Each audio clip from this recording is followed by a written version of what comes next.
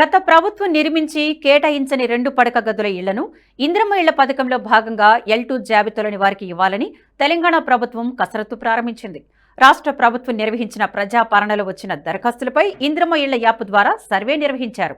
ఇటీవల నిర్వహించిన ఇంటింటి కులగణన సర్వేతో ఈ సర్వేను సరిపోల్చుకొని ప్రభుత్వం ఇందిరమ్మ ఇళ్ల జాబితాను L1, L2, L3గా విభజించింది.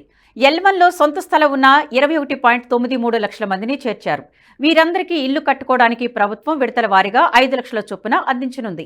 L2లో సొంత స్థలాలు లేని 19.96 లక్షల మంది ఉన్నారు. వీరికి రాబోయే ఆర్థిక సంవత్సరంలో స్థలంతో పాటు ఇంటి నిర్మాణానికి కావలసిన 5 లక్షల చొప్పున ఇవ్వనుంది. అయితే వీరిలోనే కొందరికి మిగిలిపోయిన 2 పడక గదుల ఇళ్లను కేటాయించాలని భావిస్తోంది. L3లో ఇల్లు ఉండి దరఖాస్తు చేసుకున్న వారున్నారు. గత ప్రభుత్వం 10 ఏళ్లలో 2.36 లక్షల 2 పడకల గదుల ఇళ్లను మంజూరు చేసింది. ఇందులో 1.58 లక్షల ఇళ్లను పూర్తి చేసింది. వీటిలోనూ 1.36 లక్షలనే పంపిణీ చేసింది. మరికొన్ని వివిధ నిర్మాణ దశలో ఉన్నాయి. వాటిని పూర్తి చేయడానికి గుత్తేదారులతో హౌసింగ్ బోర్డు సంప్రదింపులు జరుపుతోంది.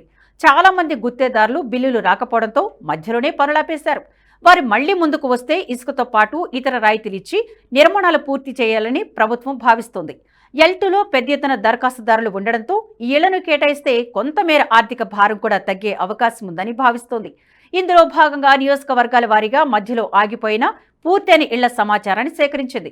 అక్కడక్కడ డబుల్ బెడ్రూమ్ ఇళ్లకు లబ్ధిదారుల పేర్లను ప్రకటించినా వారికి కేటాయింపు చేయలేదు. ఈ నేపథ్యంలో మరోసారి క్షేత్రస్థాయిలో విచారణ జరిపి వారు అర్హులైతే వారికే కేటాయించి మిగతాళ్లను L2 జాబితాలోని వారికి ఇవ్వనున్నారు. స్థలం 5 లక్షలు తీసుకోవడం కంటే నిర్మాణం పూర్తయిన ఇంటిని వెంటనే దక్కించుకోవడమే మేలని భావిస్తున్న దరఖాస్తుదారులు వాటిని తమకే కేటాయించాలని రాజకీయ నేతలపై ఒత్తిడి తెస్తున్నారు. ప్రభుత్వం మాత్రం గ్రామ సభలు ఏర్పాటు చేసి నిబంధనల ప్రకారమే లబ్ధిదారులను ప్రకటిస్తామంటోంది.